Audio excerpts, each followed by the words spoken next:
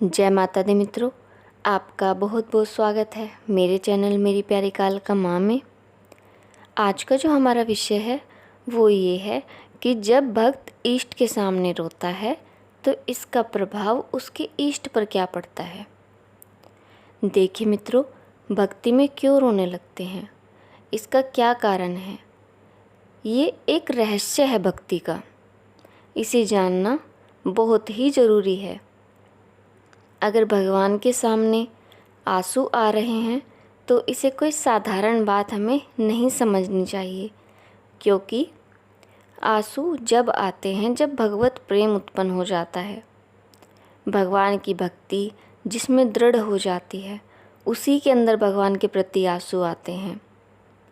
जब उनके सामने कोई विपत्ति आती है, दुखी वे हो जाते हैं, तो वे अपनी सारी विपत्ति को बताकर रोने लगते हैं। ये भी एक भक्ति ही है। ये भी कोई मामूली भक्ति नहीं होती, ये भी एक श्रेष्ठ है।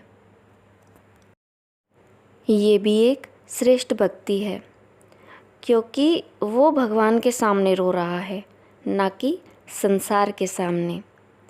क्योंकि कुछ लोगों पर जब संकट आते हैं तो वे उन व्यक्तियों के सामने रोते हैं जो उन्हें प्रिय होते हैं, लेकिन भगवान के सामने जो रोता है, वो जो रोकर अपनी प्रार्थना करता है, वो एक बहुत ही सामर्थ्यवान प्रार्थना होती है। उसका प्रभाव इतना होता है कि भगवान आपकी इस प्रार्थना से विचलित हो जाते हैं, क्योंकि उनसे अधिक आपको कोई प्रेम नहीं करता।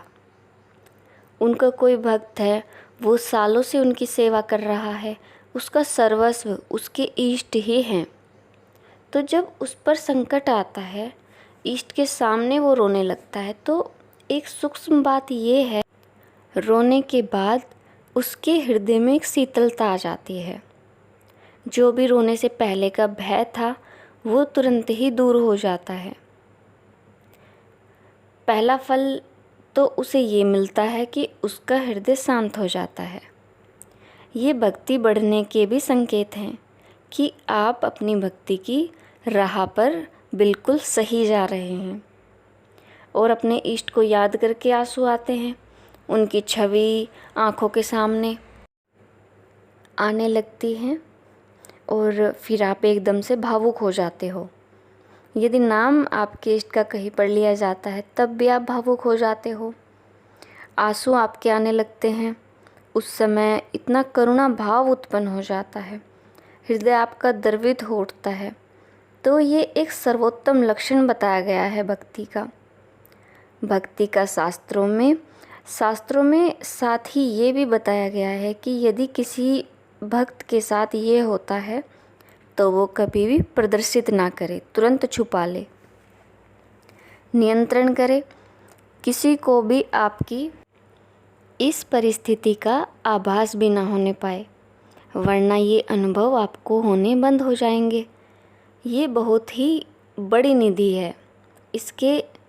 इससे आपका कोई भी कार्य बन सकता है। और जिस वक्त आपके आंसू बह रहे होते हैं, यदि उस वक्त आपने कोई कामना अपने इष्ट से कर ली, प्रार्थना आपने कर ली, तो वो पूर्ण अवश्य ही होती है।